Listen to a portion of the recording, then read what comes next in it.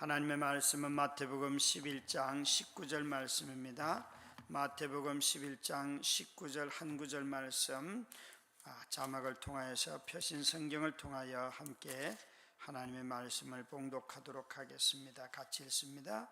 인자는 와서 먹고 마심에 말하기를 보라, 먹기를 탐하고 포도주를 즐기는 사람이요 세리와 죄인의 친구로다 하니 지혜는 그 행한 일로 인하여 옳다함을 얻느니라.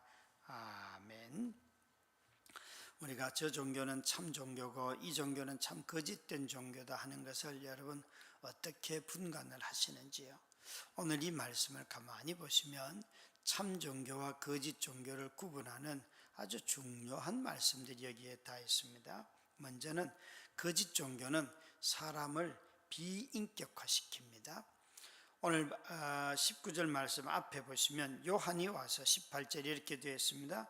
요한이 와서 먹지도 않고 마시지도 아니하며 그들이 말하기를 귀신이 들렸다 하더니, 사람들은 요한을 선지자로 보고 있는데도 불구하고 이 성전 체제를 유지하던 사람들은, 또 그 의견에 동조하던 사람들은 세례 요한이 선지자가 아니고 귀신 들린 사람이다, 그렇게 판단을 해요. 예수님은 여자가 낳은 자 중에서 가장 큰 사람은 세례 요한이라 마태복음 11장 19절에 그렇게 말씀하고 계시는데도 불구하고 어떻게 예수님이 제일 큰 자라고 말하는 그 사람을 향하여서 이 사람은 귀신 들린 자라 말하고 있죠. 사실 세례 요한은 이 땅에서 하나님의 아들 예수 그리스도가 오실 길을 다른 선지자들도 예언을 하고 했지만 바로 예비한 자라, 길을 내는 자라고 하였습니다. 그것은 가장 이 세례 요한이 다음에 오는 사람이 바로 메시아임을 하나님께서 말씀하셨습니다. 그래서 그가 이 오실 메시아의 길을 예비하는 자로 보냄을 받은 아주 특별한 자이기 때문에 그를 향하여 가장 큰 자라고 하였습니다.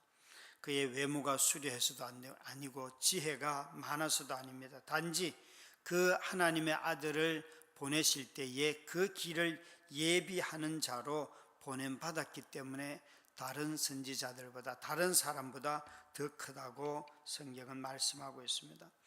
구약 인물 중에 모세가 얼마나 큰 인물입니까? 모세와 다윗과 이사야와 엘리야 같은 사람들은 너무나 큰 인물들임에도 불구하고 예수님은 세례 요한이 여자가 낳은 자 중에 가장 큰 자라고 하였습니다.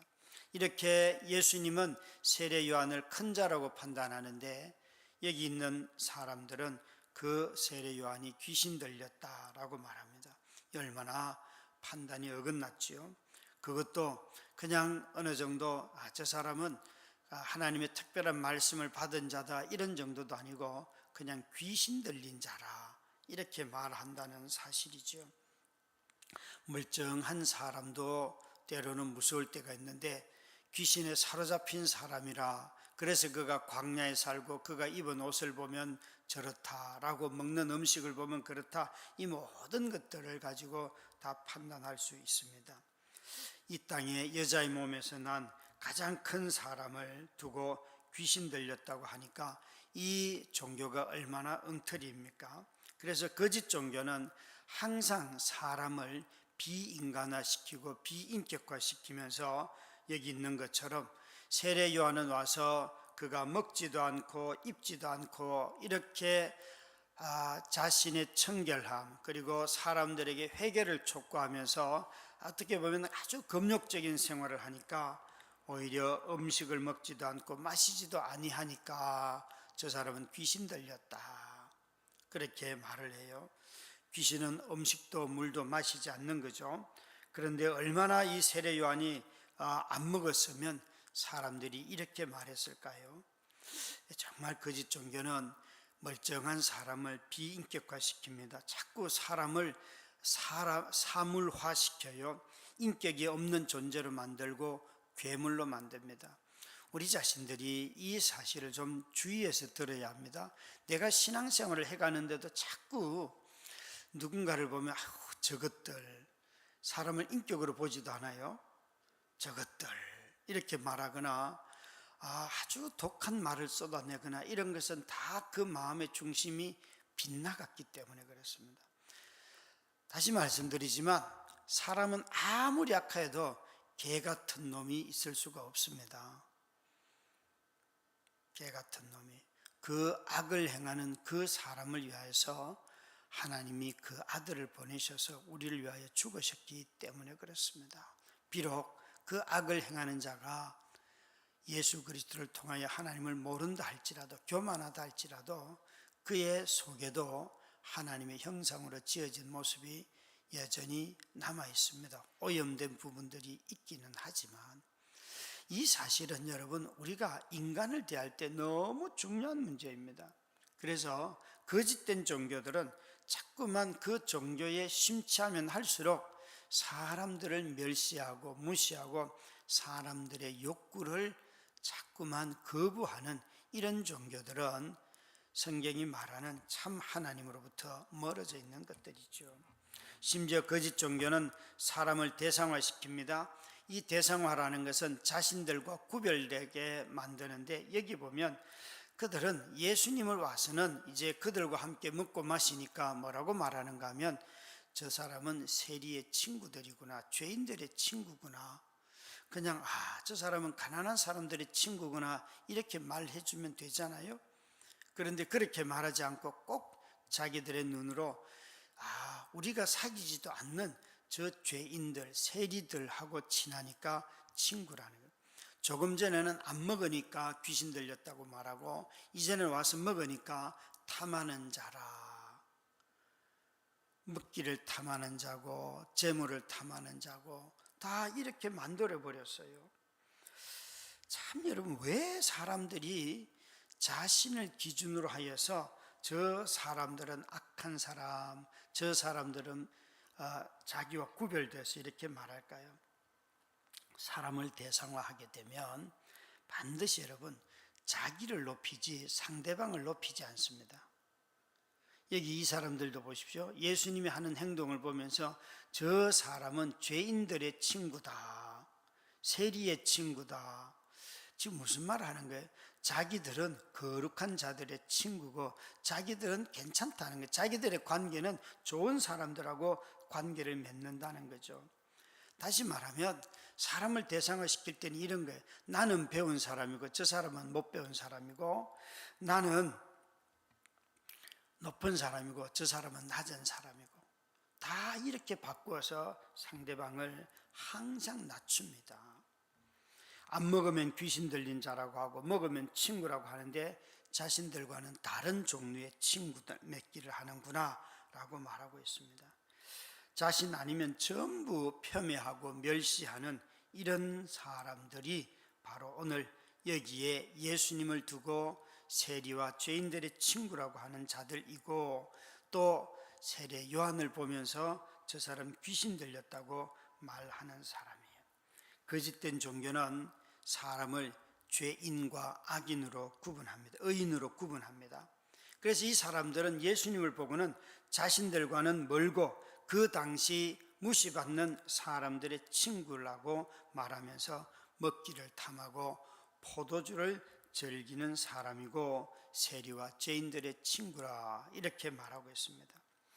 분명히 세례 요한이 청결하게 하고 절제하고 그래서 세례를 베풀라 할 때는 귀신 들렸다고 말하고, 예수님은 이제 와서 그들과 함께 먹고 마시고 하니까 오히려 탐하는 자라, 잔치를 베푸니까 그들은 욕심꾸러기라고 말하고 있습니다. 그런데 여기에 쓰인 친구라는 이 단어는요, 이 사람들이 어느 정도 적어도 바리새인들과 이 의견에 동조하는 사람들이 예수님이 누구와 친밀한지를 안 것은 사실이에요. 원래 친구라는 말의 뜻은 오랫동안 친밀한 관계를 유지하는 사이를 말하잖아요. 그래서 이 친밀함의 그 표징이 뭔가 하면 먹고 마시고 노는 거예요. 그래서 친구가 되었을 때는 먹고 마시고 노는 것이 일상화되는 것입니다. 이걸 다르게 말하면 여기에 거짓 종교는 인간의 동등성을 파괴합니다. 친구라는 말 속에는 그것이 성별이든지 또 학연, 지연이든지 간에 상관없이 너와 나는 동등하다는 것이에요.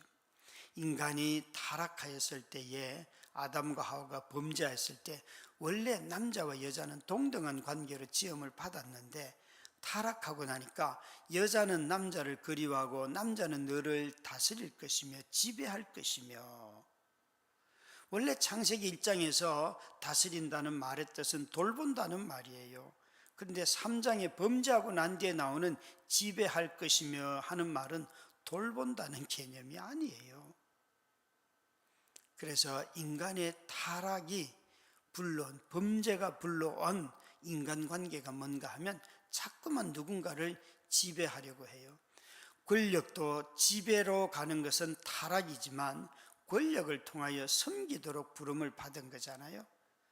그런데 자꾸만 국민들이 부여한 권력을 가지고 국민들을 괴롭히고 누군가를 자꾸만 괴롭히는 이런 일들은 하나님이 원하시는 일들이 아니에요.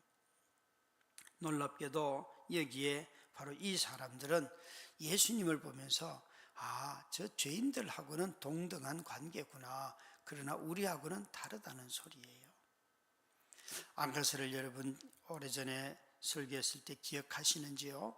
아가서는 남자가 여자에게, 특별히 여자가 더 많은 말을 하는데 여자가 남자에게 이렇게 말합니다. 너는 나의 친구다. 또 남자가 여자에게 말합니다. 너는 나의 친구다. 아주 히브리 말로 특별한 말인데, 이 라티아라고 하는 말은 동등한 관계인데 거기에 나타나는 이 남자는 왕이에요.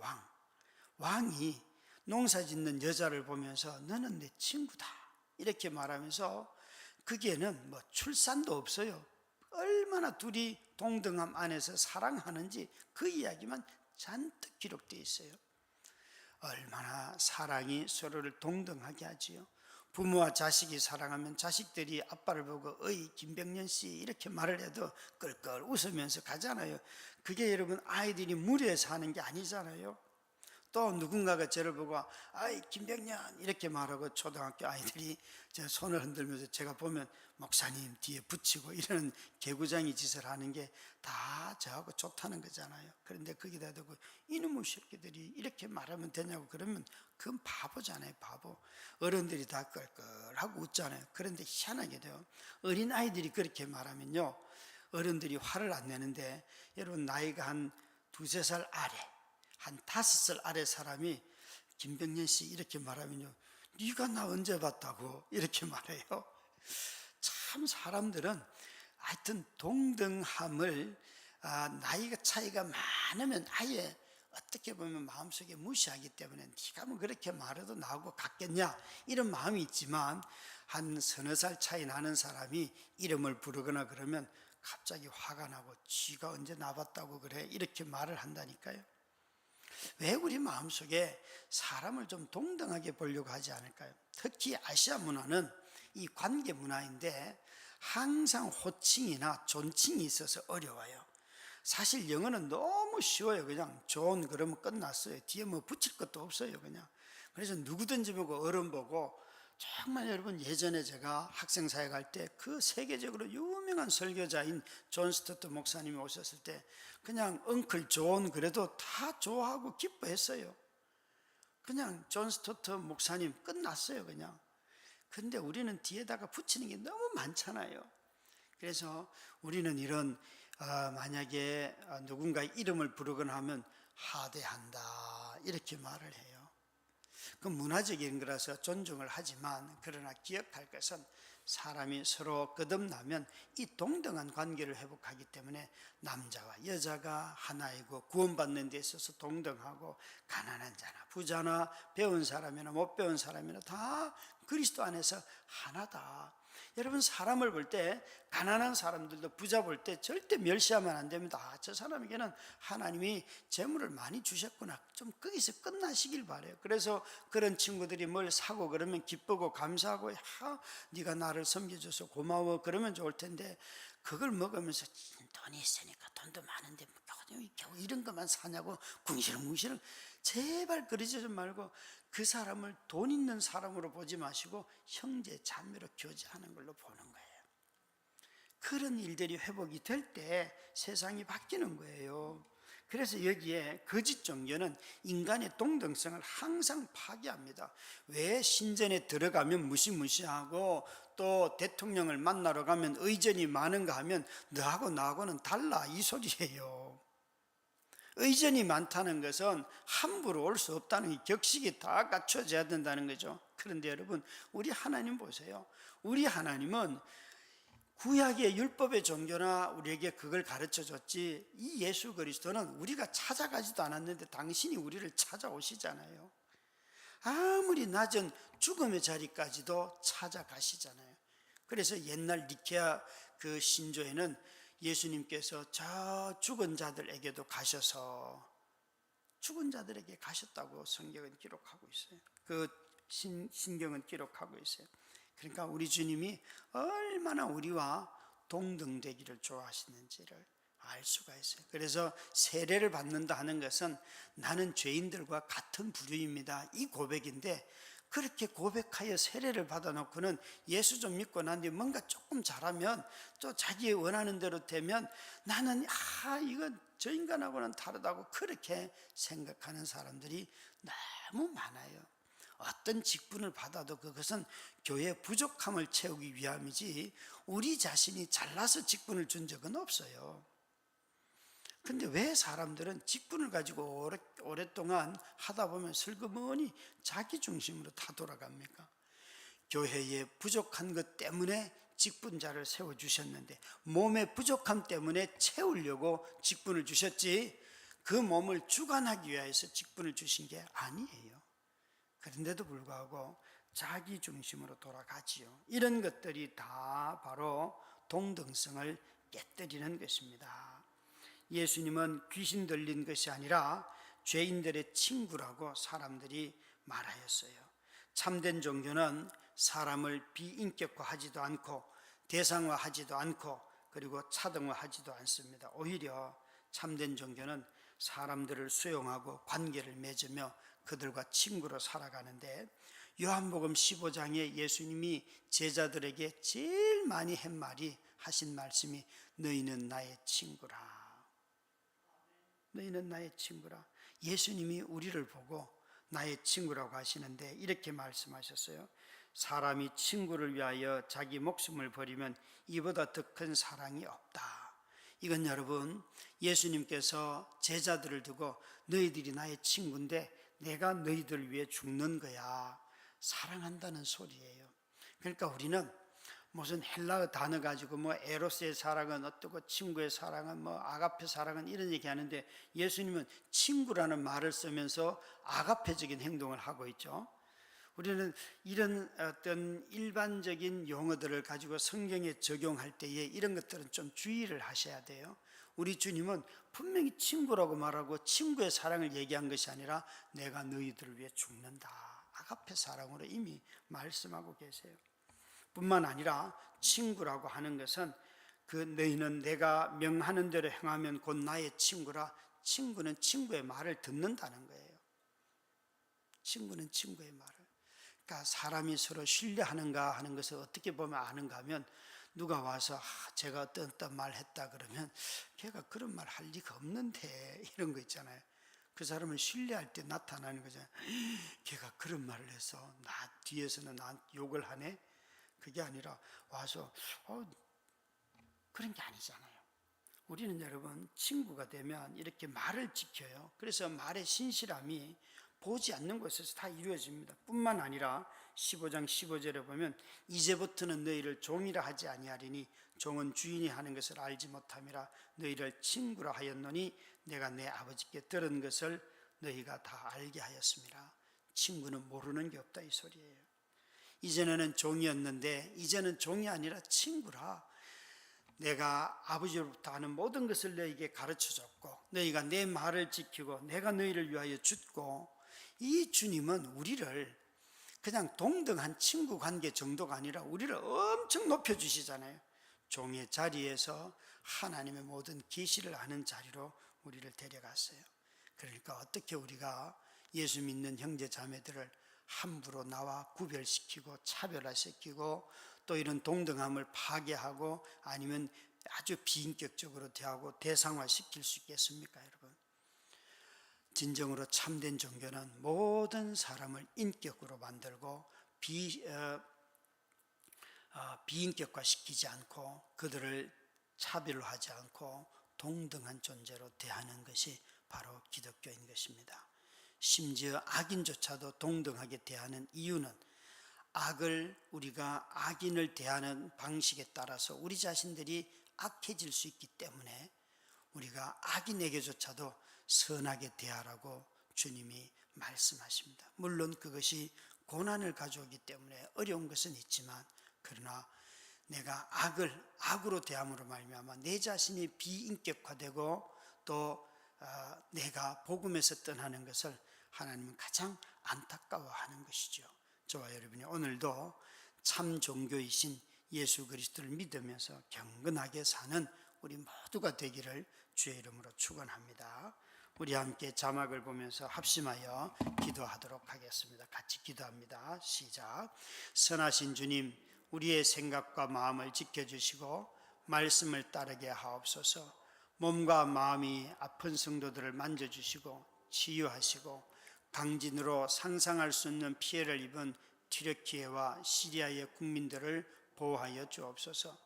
내일부터 이틀 동안 열리는 청소년부 겨울 캠프에 학원 등반과 개별적인 일정을 내려놓고 캠프에 오는 친구들을 걱정과 불안으로부터 지켜주시어 서로가 친구로 우정을 쌓고 섬기는 교사들과 집을 내어준 성도들 가정에 은혜를 주옵소서. 예수님 이름으로 기도합니다. 아멘.